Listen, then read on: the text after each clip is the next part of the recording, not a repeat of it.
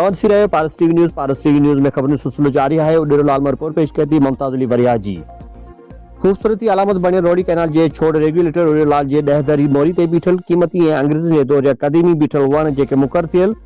Surveyor Habibullah विग्यो वडराए करे छड़िया आहिनि। उन सिलसिले में जडे वण जे वाडी बाबत सर्वेयर से राब्तो कयो वियो आहे जेते हिन चयो त एसी इरिगेशन रोडी जे हुकुम ते वण वडराया विया आहिनि। बे तरफ़ सरकारी कामोरन पारा सरकारी असासन जी सत्यानाश करण वारे अमल ते हितां जे सुञाण हलकन सख्त काव जो इज़हार कंदे चयो आहे त एक तरफ हुकूमत पाकिस्तान सॼे मुल्क में बूटा पोखे वनकारी मुहिम हलाए रही है, बे तरफ वरी मुकर्री सरकारी कामोरा बीठल कदीमी वणन के चंद डोकड़न एवज़ कटराए पंहिंजा नाजायज़ खर्च पूरा करण लाइ ट्रैक्टर ट्राला भरे मुख़्तलिफ़ शहरन टंडो आदम खैबर हैदराबाद ऐं ॿियनि नंढनि वॾनि शहरनि जी आरा मशीनुनि ताईं पहुचाए डोकड़नि जी वसूली करे रहिया आहिनि।